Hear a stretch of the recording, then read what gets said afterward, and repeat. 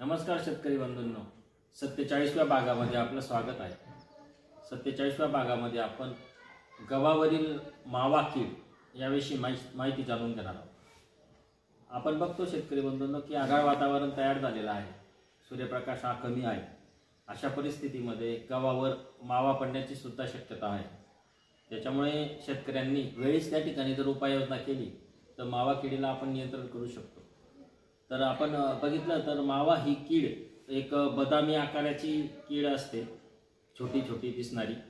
तर ती काळ्या रंगाची किंवा तपकिरी रंगाची असते आणि तिचे जे प्रौढ असतात ते चमकदार काळ्या रंगाचे असे प्रौढ असतात आणि प्रौढ जे असतात ते त्यांना पंखधारी असतात प्रौढ। आणि ही कीड जी असते ती पानाच्या ही मागच्या बाजूला अशी झुमक्याने प्रौढ असतील किंवा पिल्ल असतील तर असे समूहाने ते त्या ठिकाणी राहत असतात। असे आपण जर भिंगाने दुर्बिणीने जर बघितलं तर त्या ठिकाणी आपल्याला असे झुमके त्या ठिकाणी दिसतील।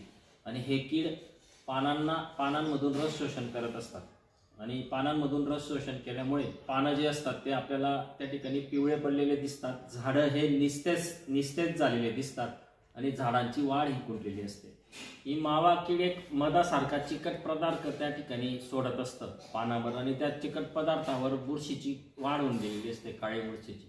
आपण जर बघितलं तर आपल्याला काळा काळा भाग त्या ठिकाणी दिसून येतो त्या पानांवर, मग काळी बुरशी आणि मावा त्या ठिकाणी तयार झालेला असतो।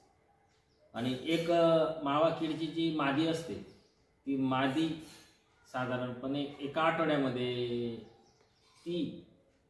तिचा जीवनक्रम हा पूर्ण होत असतो एका आठवड्यामध्ये। आणि एका दिवसाला एक मादी 8 ते 22 पिल्लांना जन्म देत असते। एका दिवसामध्ये 8 ते 22 पिल्लांना जन्म देत असते, म्हणून वाढ ही झपाट्याने त्याची होत असते। 2 दिवस फवारणी लेट झाली तर 2 दिवसामध्ये कितीतरी त्या ठिकाणी प्रादुर्भाव होऊन जाऊ शकतो। त्याच्यामुळे वेळीच फवारणी करणं हे खूप गरजेचं आहे। आणि याच्यासाठी काय असतं तर काळ्या बुरशीची त्या ठिकाणी सुद्धा त्या चिकट पदार्थामध्ये तिथं वाढ होऊन गेलेली असते, म्हणून काय होऊ शकतं ती प्रकाश संश्लेषणाची क्रिया म्हणजे कर्बग्रहणाची क्रिया त्या ठिकाणी मंदावते आणि झाड हे पोषण तत्वांच्या अभावी झाड हे छोटं राहून जातं। म्हणजे कीड छोटी आहे पण तिच्याकडे दुर्लक्ष करून आपल्याला चालणार नाही, तिचा वेळीच आपण अटकाव केला पाहिजे। म्हणून याच्यासाठी विद्यापीठाने जे काही शिफारस केलेलं आहे तर त्या शिफारशीमध्ये आपल्याला वेगवेगळ्या प्रकारचे रसायनं त्या ठिकाणी शिफारस केलेले आहेत, पेस्टिसाइड शिफारस केलेले आहेत, वेगवेगळ्या ट्रेड नेमने ते बाजारामध्ये आहेत। तर त्याच्यामध्ये आपल्याला सांगता येईल की थायोमिथॅक्झामचा तुम्ही स्प्रे करू शकता। थायोमिथॅक्झाम साधारणपणे 6 ml 15 लिटर पंपाला वापरू शकता।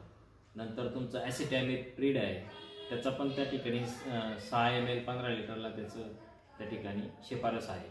मिथिल डेमोटॅन आहे, क्विनॉल-फॉस आहे, नंतर ॲसिफेट आहे, यासारखे औषधं त्या ठिकाणी तुम्ही फवारणी करू शकता। जास्त स्ट्रॉंग औषधं मारायची गरज नाही, या प्रकारच्या औषधांमध्ये मावा त्या ठिकाणी कंट्रोल होऊन जातो।